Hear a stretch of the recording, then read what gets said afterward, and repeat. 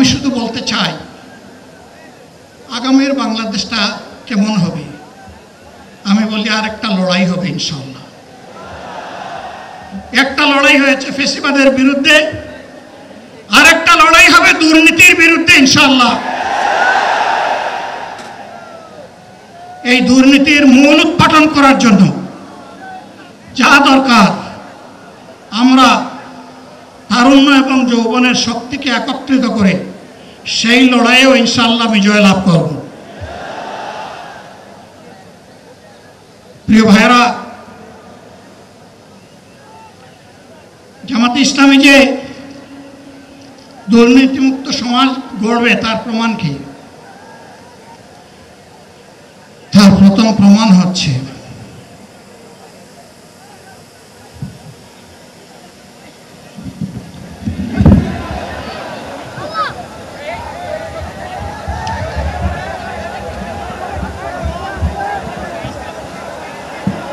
অবস্থান করুন যার যে জায়গায়।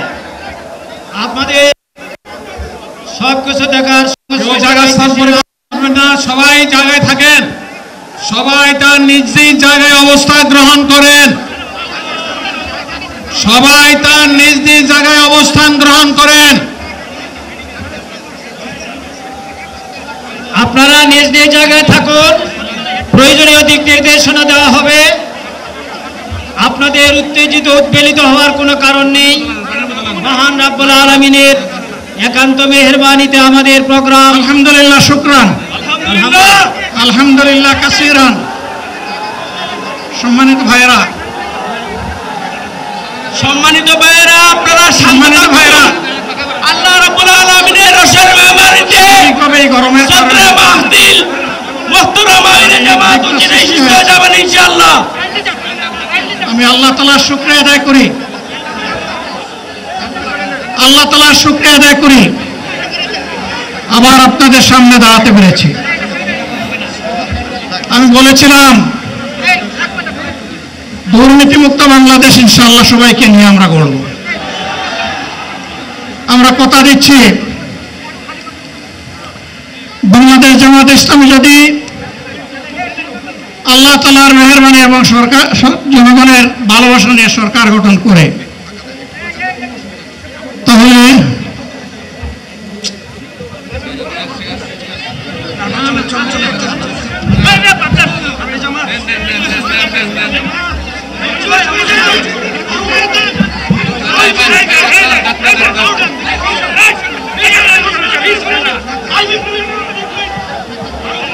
আপনারা নিজ নিজ জায়গায় অবস্থান করুন। আমাদের স্বেচ্ছাসেবকগণ আছেন, সংশ্লিষ্ট বিভাগের দায়িত্বশীলরা আছেন, তারা প্রয়োজনীয় ব্যবস্থা নেবেন। কারো মাইকের সামনে আসার দরকার নেই।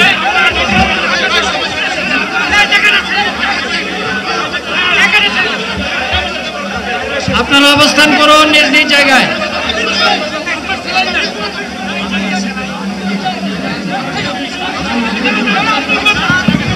সবাই মেহেরবানি করে শান্ত হয়ে বসুন, শান্ত হয়ে বসুন, শান্ত হয়ে বসুন।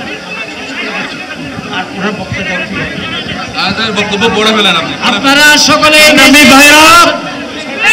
আমিরে জামাত একটুখানি অসুস্থ হয়েছেন গরমের কারণে হয়েছে, কিন্তু উনি বারবারই চেষ্টা করছিলেন বক্তব্য দেওয়ার জন্যে। ডাক্তাররা বলছেন ওনার বক্তব্য রাখা ঠিক হবে না।